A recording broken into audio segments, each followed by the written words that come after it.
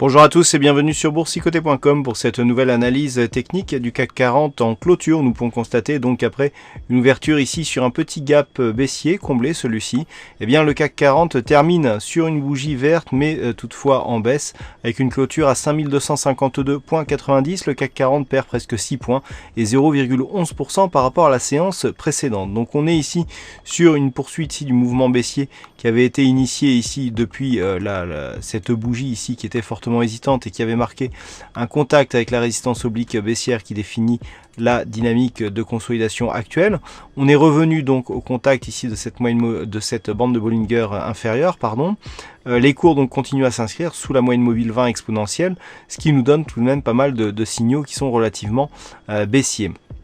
Toutefois, on n'a pas cassé ici les 5182, qui est vraiment la frontière entre ici une petite phase de consolidation et une possible poursuite du mouvement baissier avec une phase d'accélération.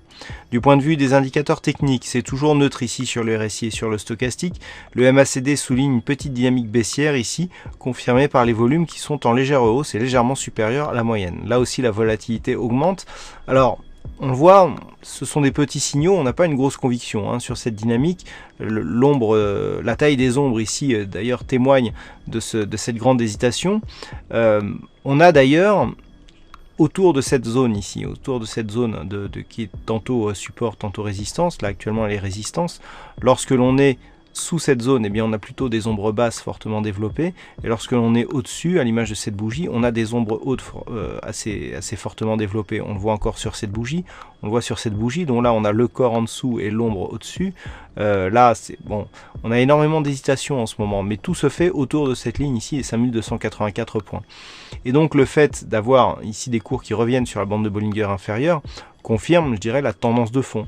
Puisque depuis que nous sommes ici dans ce mouvement, on a certes beaucoup de contact ici avec la bande de Bollinger inférieure, on n'a plus de contact avec la bande de Bollinger supérieure, et même malgré quelques tentatives ici de rupture de la moyenne mobile 20 exponentielle sur des gaps, eh bien on retombe toujours ici sur cette bolle inférieure.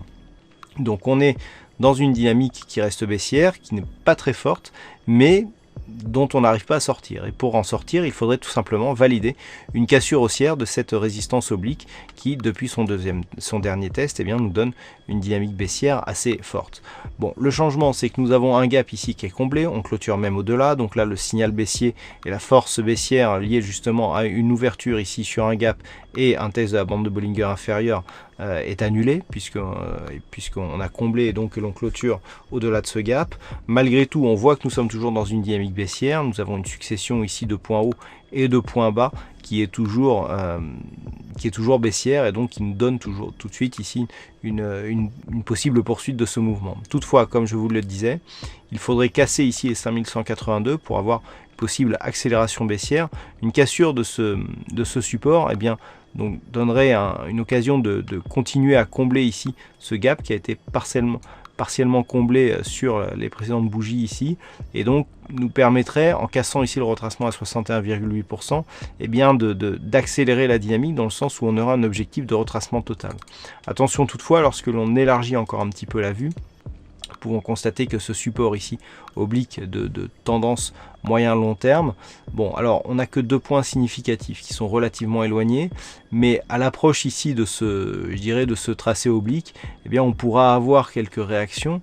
Si les réactions étaient confirmées, on pourra avoir un rebond, mais en cas de cassure nette, là on aura un signal un peu plus, un peu plus grave, un peu plus important, qui pourrait là clairement nous donner un signal de retournement de tendance majeur.